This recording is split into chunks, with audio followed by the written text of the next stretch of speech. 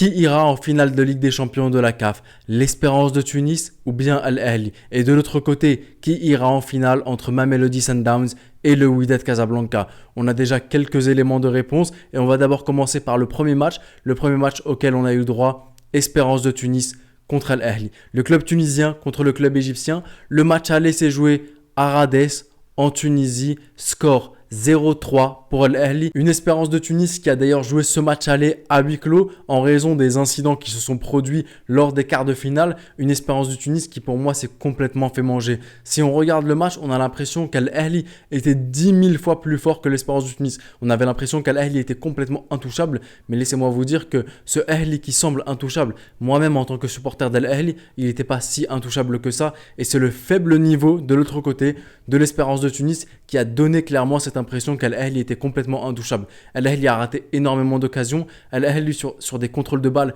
c'était complètement raté.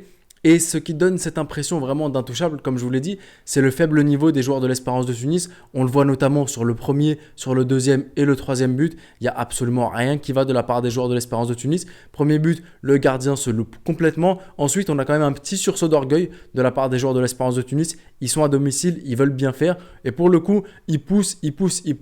Et on a l'impression même qu'il y a de l'autre côté des joueurs d'Al Ahly qui sont complètement suffisants. Et malgré cela, ils arrivent à se procurer des occasions qu'ils ratent complètement en première mi-temps, des face-à-face complètement ratés, complètement loupés. Et en seconde mi-temps, c'est là où pour moi, il y a le sursaut d'orgueil qu'il y avait eu après le premier but a complètement disparu. Et c'est Al Ahly qui a complètement dominé les débats pour moi. Et résultat, un deuxième but sur lequel Mohamed Amin Tougaï est complètement fautif. Percy Tau, il s'amuse complètement avec lui, il s'amuse avec la défense et frappe en pleine lucarne. Et ensuite, le dernier but, un but de Mahmoud Kahraba qui est sur une erreur défensive, un problème de marquage. On a l'Espérance de Tunis qui va devoir jouer son match retour au stade international du Caire devant les supporters égyptiens. Rappelons que le but à l'extérieur vaut toujours en Afrique. Al Ahly a déjà 3 buts à l'extérieur, va jouer son match retour face à une équipe de l'Espérance de Tunis qui a perdu son entraîneur, qui a perdu son coach. Le coach est out, l'équipe est complètement out. Je pense même que l'équipe n'y croit plus. De ce que je vois sur les réseaux sociaux, les supporters eux-mêmes n'y croient plus. Donc pour moi, c'est Al Ahly qui va aller en finale pour la 4e fois consécutive. Et sur les 7 dernières Ligues des Champions de la CAF, Al Ahly aura donc atteint 6 fois la finale, ce qui est complètement hallucinant et ce qui montre quand même la domination, je ne dirais pas la domination des clubs égyptiens, parce que c'est vraiment le seul club égyptien qui se démarque. Quand on regarde Zamalek qui depuis quand? Depuis la dernière finale qu'ils ont joué, ils sont toujours éliminés en phase de groupe. Donc vraiment, ce club égyptien-là, le Real Madrid d'Afrique, c'est cette domination. Et pourquoi pas pour la dernière édition de Ligue des Champions de la CAF, avant d'entamer la Super Ligue africaine, terminerait de la plus belle des manières en remportant. Donc en tout cas, Espérance de Tunis, Al Ahly, je vois Al Ahly se hisser en finale. Et de l'autre côté, on a eu le droit à Wydad Casablanca contre Mamelody Sundowns, score 0-0. Le match aller s'est joué à Casablanca,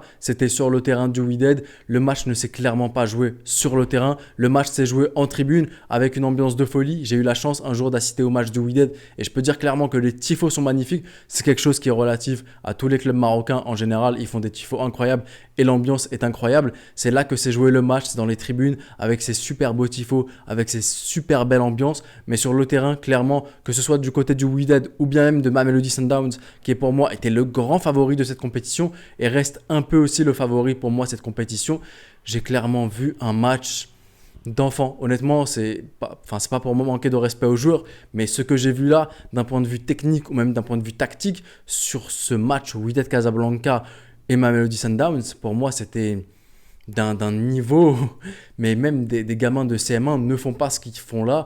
Et malheureusement, j'ai vu des joueurs qui sont appelés en sélection nationale marocaine, comme par exemple Yahya Jebran, qui pour moi a fait un match complètement catastrophique et il est passé à côté de son match. Et peut-être que vous allez me trouver dur sur ce que je dis, et c'est même relatif au match d'Al Ahly et de l'Espérance de Tunis, mais les matchs pour moi, et notamment sur celui-là, c'était encore plus marquant, mais les matchs étaient d'un niveau mais très très faible. Et c'était une purge pour les personnes qui ont regardé ces matchs-là, et peut-être même une purge encore plus pour les supporters qui ont payé leur place et qui sont partis sur le terrain. Il y a eu 2 cartons rouges du côté de Mamelody Sundowns, des cartons rouges totalement mérités pour le coup, des tacles complètement assassins et Dieu merci qu'on a la VAR dans ce genre de match-là. Les cartons rouges sont mérités. Maintenant, le match retour va se jouer en Afrique du Sud, dans le club sur le terrain de Mamelody Sundowns Et je ne sais pas quel sera l'impact et quelle est l'importance de ces joueurs-là qui ont eu un carton rouge.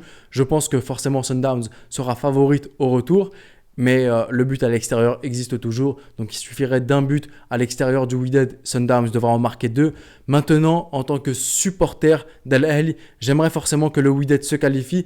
Pourquoi? Parce que j'aimerais la revanche de la finale de l'année dernière. Et si cette édition de Ligue des Champions de la CAF devait être la dernière avant d'entamer la Super League de la CAF, alors honnêtement, j'aimerais qu'Al Ahly la remporte. Et de quelle manière? En ayant pris sa revanche contre l'équipe qui l'a battu l'année dernière justement. Mais honnêtement, je pense plus que ce sera Mamelody Sundowns qui ira en finale de Ligue des Champions de la CAF. Et on aura le droit à un Ahly, Mamelody Sundowns et ensuite Mamelody Sundowns Al Ahly. Parce que oui, cette finale de Ligue des Champions de la CAF se rejouera comme à l'ancienne sur un match aller et un match retour, donc 2 matchs. Et c'est le score cumulé des 2 matchs avec les buts à l'extérieur qui déterminera le vainqueur de la Ligue des Champions de la CAF.